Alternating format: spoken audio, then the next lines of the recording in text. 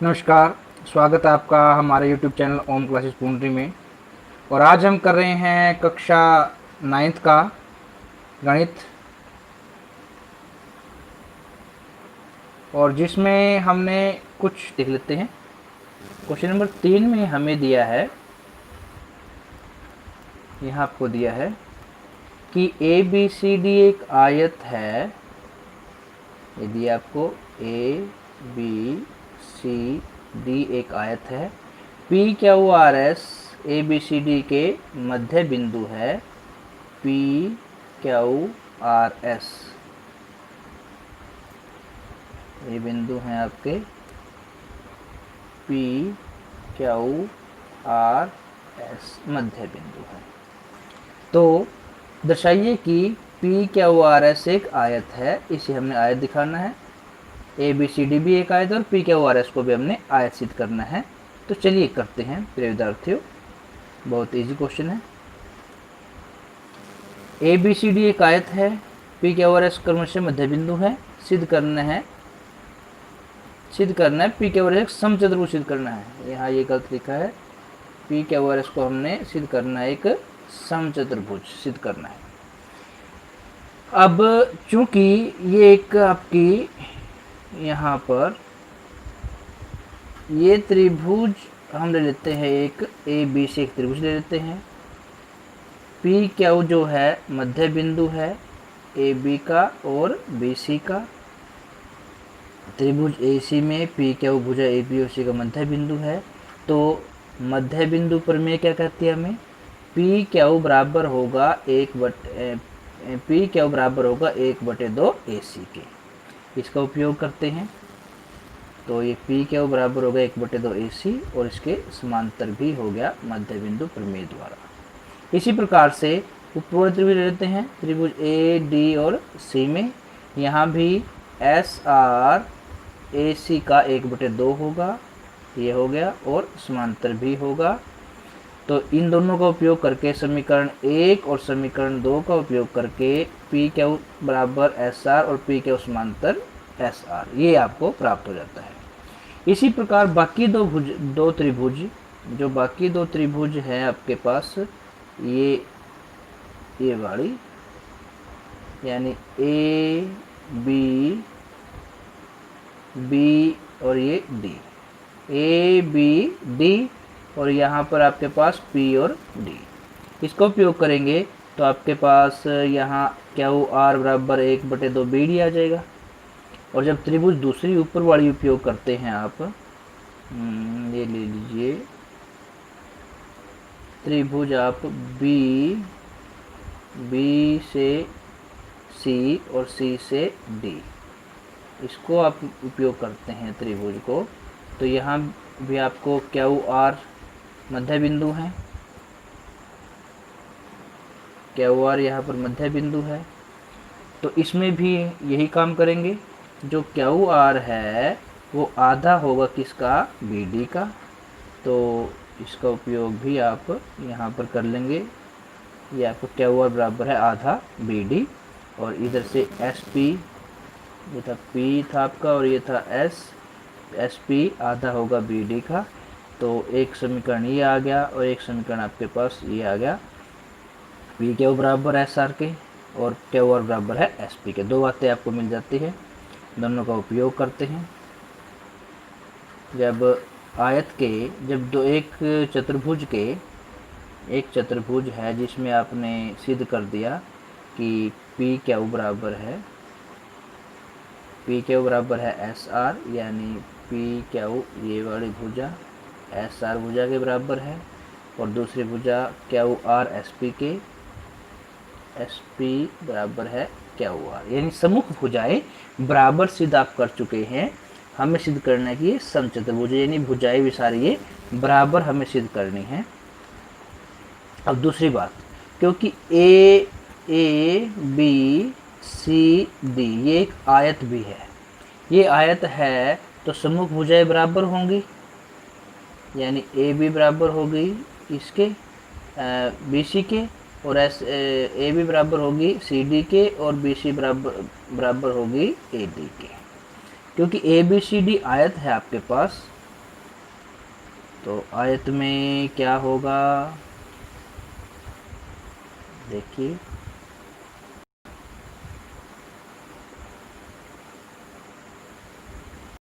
तो जब ये आयत है तो इसके विकर्ण, आयत के विकर्ण हमेशा बराबर होते हैं। विकर्ण कौन कौन से हैं, इस चतुर्भुज के विकर्ण AC और BD बराबर होंगे। इन दोनों का हाफ, आधा आधा भी दोनों का बराबर होगा। और AC का आधा कौन है, ये भी आपने देखा था। AC का आधा कौन है, AC का आधा, ये दोनों बराबर हो गए। AC का आधा यहाँ पर ये है, बराबर है किसके, SR के, और AC का आधा बराबर है PQ के। दोनों का उपयोग करेंगे, ये दोनों बराबर हो गए। इसी प्रकार से BD, तो इन दोनों का उपयोग करेंगे तो यहाँ से हमारे पास आ जाता है आधा दोनों का AC और BD का बराबर है PQ बराबर है QR, PQ बराबर है RS के, और QR बराबर है SQ के। यानी चारों भुजाएं यहाँ आपके पास बराबर आ जाती हैं। PQ बराबर है PQ बराबर QR बराबर है RS बराबर है SQ। जब चारों भुजाएं बराबर है तो उसे कहेंगे हम समचतुर्भुज इति सिद्धम। ये आपका सिद्ध हो जाता है। तो चलिए ये था आपका थर्ड क्वेश्चन। फोर्थ क्वेश्चन देखते हैं। चौथे क्वेश्चन में आपको दिया है कि ABCD एक समलंब है। ABCD एक समलंब है। समलंब में क्या होता है, समलंब में दो सम्मुख भुजाएं समांतर होते हैं। तो यहाँ पर AB समांतर हो गई DC के, समलंब है जिसमें AB समांतर है DC के, AB समांतर हो गया DC के। साथ ही BD एक विकर्ण है, BD एक विकर्ण ये हो गया आपका, और E भुजा AD का मध्य बिंदु है। E भुजा AD का मध्य बिंदु, ये आपको शो कर दिया इसने।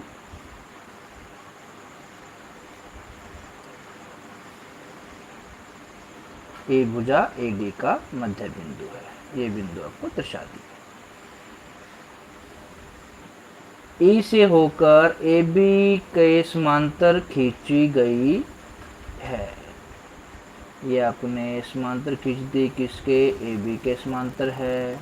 BC F पर प्रछेद करती है, दर्शाइए कि F भुजा BC का मध्य बिंदु है। ये F जो है इस BC का मध्य बिंदु, अर्थात आपने क्या सिद्ध करना है कि जो CF है ये बराबर होगा BF के, इसके बराबर सिद्ध करना है।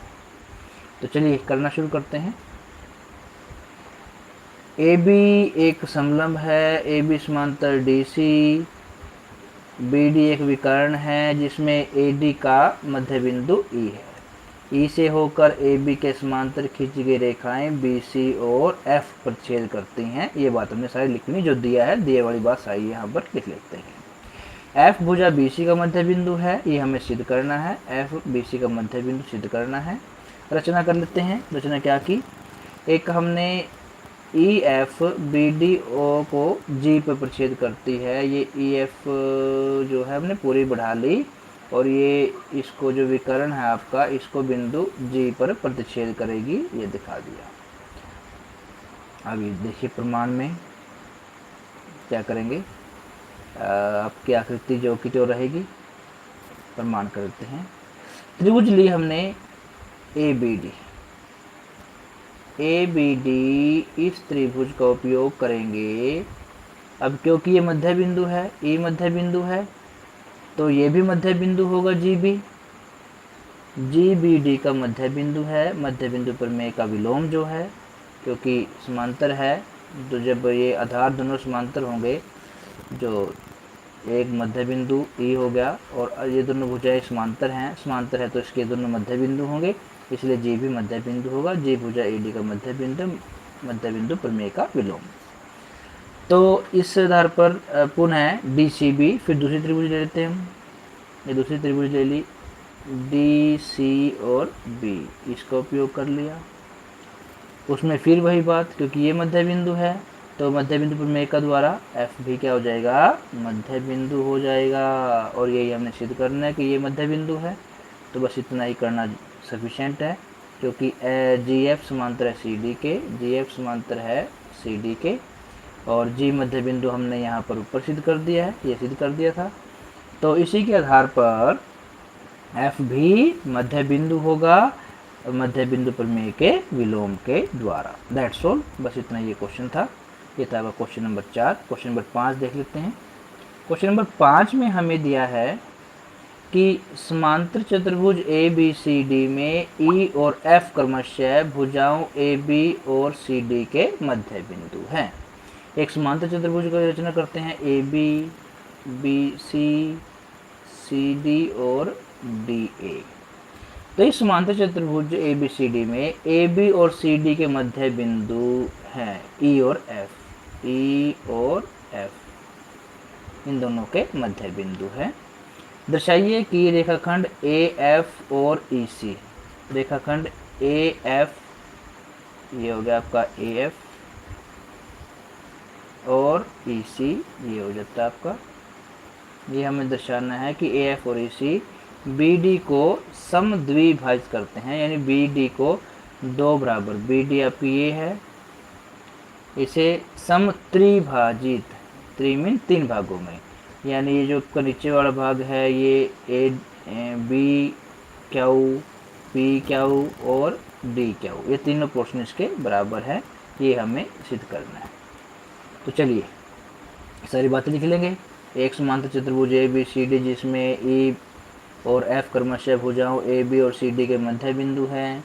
सिद्ध हमें क्या करना है, रेखाखंड ए एफ और ई सी विकर्ण बी डी को समत्रिभाजित करते हैं, अर्थात डी पी बराबर है, डी पी आपका ये ऊपर वाला भाग, फिर पी क्या वो आगे वाला भाग हो गया, ये हो गया, और बी क्या वो आपका नीचे वाला भाग, ये तीनों भाग बराबर है, ये हमें सिद्ध करने हैं। तो चलिए करते हैं, प्रमाण करते हैं। ए ई क्या होगी, ए ई ये भुजा हो गई आपकी 1/2 हो गई किसके, ए बी के, ए ई बराबर है 1/2 ए बी, ये आपका ए बी, क्योंकि ए ई क्या है, ए ई है, ई बिंदु जो है वो मध्य बिंदु है किसका, ए ई का। इसके बाद ये बात आपकी क्लियर हो गई। इसी प्रकार से एफ जो है मध्य बिंदु है किसका, डी सी का, एफ मध्य बिंदु है डी सी का, तो यहाँ से भी एफ बराबर है 1/2 सी डी। साथ ही ए बी समांतर सी डी, क्योंकि दे रखा है उसने,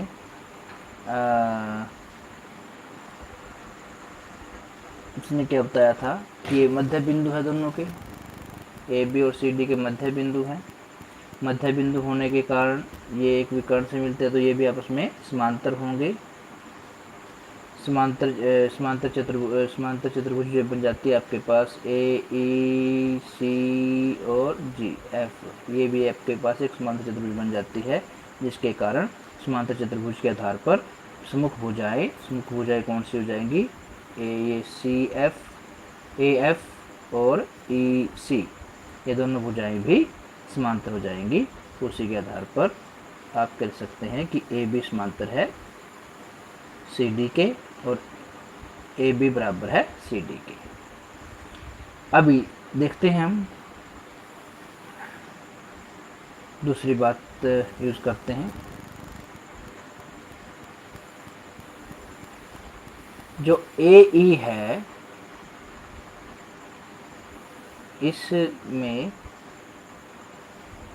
ए ई जो है और एफ सी है, ये दोनों भी बराबर हैं समांतर चतुर्भुज के नियम द्वारा, तो ये दोनों बराबर भी हैं और समांतर भी हैं, इसलिए ए ई सी एफ एक समांतर चतुर्भुज है। समांतर चतुर्भुज है तो अब एफ डी सी का मध्य बिंदु दिया हुआ है और एफ पी समांतर होगा सी क्यू के। पी भुजा डी क्यू का मध्य बिंदु है, मध्य बिंदु पर में के विलोम द्वारा, जब टी भी जो बी डी क्यू है उसका मध्य बिंदु होगा। देखिए ये आपके पास एक त्रिभुज ले लेते हैं हम।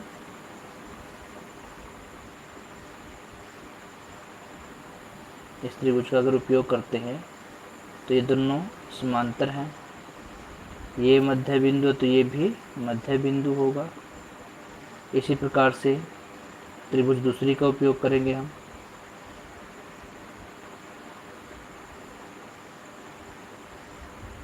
त्रिभुज का उपयोग करते हैं,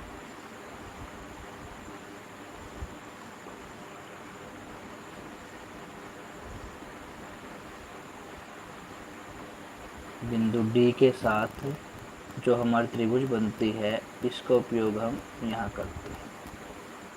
क्योंकि F मध्य बिंदु है तो P भी मध्य बिंदु होगा, क्योंकि ये दोनों समांतर हैं, समांतर चतुर्भुज द्वारा अभी बताया था, हमने सिद्ध किया था। तो P भी क्या होगा, मध्य बिंदु होगा, क्योंकि F मध्य बिंदु तो P भी मध्य बिंदु होगा। ये होगी आपकी इस त्रिभुज का उपयोग करके हमने, और मध्य बिंदु के विलोम द्वारा, त्रिभुज के मध्य बिंदु के विलोम द्वारा। तो F मध्य बिंदु है तो P भी मध्य बिंदु होगा, क्योंकि ये दोनों समांतर हैं। तो उसका उपयोग हम कर लेते हैं, और ये बात आपको यहाँ आ जाती है कि P जो है डी क्यू का मध्य बिंदु है। क्यू भुजा P का मध्य बिंदु है, वो भी क्या है, मध्य बिंदु प्रमेय का विलोम। इसलिए तीनों भुजाएं बराबर होगी। DP बराबर है PQ बराबर है QR, और यही बात हमें सिद्ध करनी थी। जब तीनों भुजाएं बराबर, इसका मतलब वो समत्रिभाजित करती है, ये बात हमारी सिद्ध हो जाती है। इति सिद्ध। क्वेश्चन नंबर 6 देख लेते हैं हम। दर्शाइए कि एक चतुर्भुज की सम्मुख भुजाएं हैं के मध्य बिंदुओं को मिलाने वाले रेखाखंड परस्पर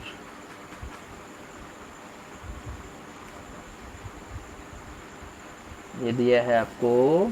दर्शाइए कि चतुर्भुज की सम्मुख भुजाओं के मध्य बिंदु को मिलाने वाले रेखाखंड परस्पर समद्विभाजित करते हैं। एक चतुर्भुज हमने ले ली, ABCD कोई भी ले ली, इनके मध्य बिंदु PQRS ले लिए।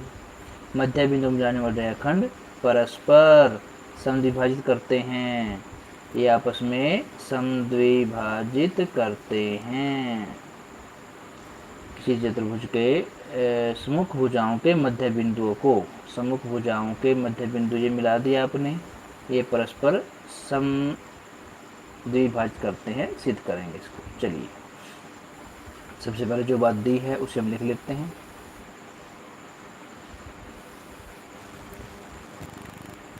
एक चतुर्भुज ABCD में PQRS क्रमशः ABBCCD और DA के मध्य बिंदु हैं, तथा AC का मिलाया गया है। AC जो है विकर्ण को मिला दिया इन्होंने इस प्रकार से। सिद्ध करना है कि PR और QS, PR आपका ये हो जाता है, ये आ गया, और QS ये हो गया विकर्ण, एक दूसरे को समद्विभाजित, ये हमें सिद्ध करना है। यानी ये दोनों एक दूसरे को बराबर भाग में बांटते हैं, ये हमें सिद्ध करना है। त्रिभुज ले लेते हैं। चलिए त्रिभुज का उपयोग किया आपने। कौन सी त्रिभुज, ABC का, A, B और C, ये त्रिभुज ले लिया। तो PQ क्या होगा, आधा होगा AC का, तो यहाँ से क्या हो गया, PQ बराबर है 1/2 AC, और PQ समांतर है AC।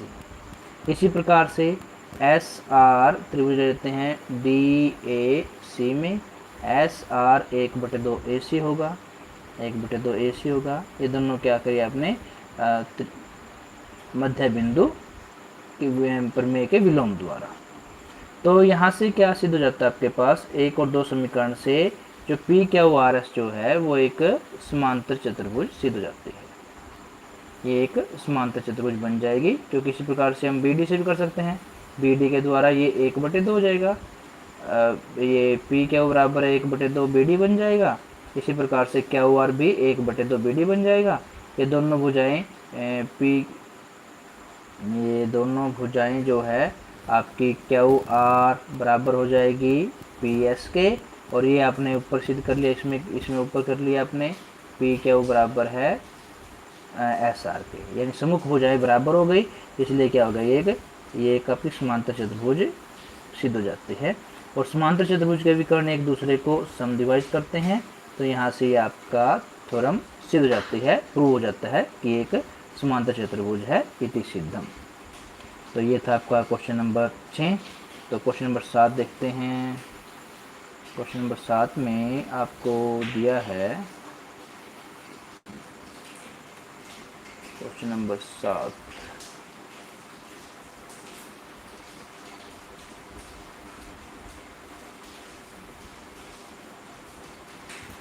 यहाँ हमें दिया गया है कि त्रिभुज एक ABC एक त्रिभुज है, कोण C समकोण है, कर्ण AB के मध्य बिंदु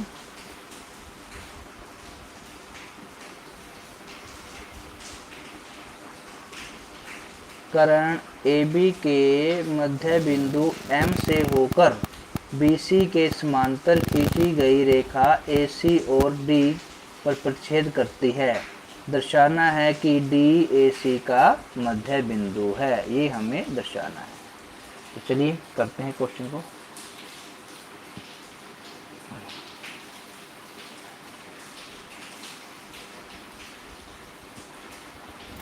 ये है आपको क्वेश्चन नंबर 7।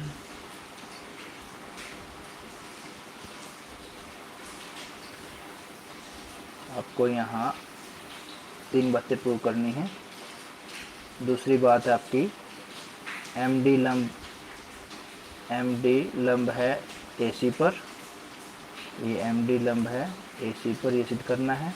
और तीसरी बात CM बराबर है MA बराबर 1/2 AB। CM आपका ये भाग है 1/2 बराबर है MA बराबर है MA, ये भाग बराबर है 1/2 AB, यानी इस पूरी का 1/2 भाग, ये हमें सिद्ध करना है। तो चलिए करते हैं। पहले फर्स्ट प्रूव करेंगे, क्योंकि ABC एक समकोण त्रिभुज है जिसमें कोण C 90 डिग्री है, तो कर्ण AB हो गया, और M मध्य बिंदु है BC का। M मध्य बिंदु है, तो इसका मतलब नीचे वाला भाग BM बराबर है AM के। रेखाखंड खींचा गया है, AC को D पर प्रतिच्छेद करता है, सिद्ध करेंगे। पहले AC का मध्य बिंदु D, जो AC है इसका मध्य बिंदु D हम सिद्ध करेंगे सबसे पहले। देखिए कैसे करते हैं। अब यहाँ पर आप अगर AC और B ये त्रिभुज लें, ये अगर मध्य बिंदु है तो इसका मतलब क्या है, ये दोनों भुजाएं समांतर होंगी। जब ये दो भुजाएं समांतर है तो ये मध्य बिंदु होगा किसका, AC का, मध्य बिंदु प्रमेय द्वारा। चलिए त्रिभुज ABC में AB मध्य बिंदु M, AB का मध्य बिंदु M है, तो MD समांतर होगी BC के। जब MD समांतर है BC के तो इसका मतलब बिंदु D जो है वो AC का मध्य बिंदु होगा। ये बात हमने लिख दी मध्य बिंदु प्रमेय के विलोम द्वारा। तो ये बात आपकी यहाँ हो जाती है। अभी अगली बात क्या है आपके पास, नेक्स्ट बात है आपके पास MD समांतर है BC के। MD ये समांतर BC के, अभी हमने ऊपर बताया है, ये सिद्ध कर दिया है। तो जब ये दोनों समांतर है तो इनके संगत कोण बराबर होंगे। संगत कोण अर्थात BCD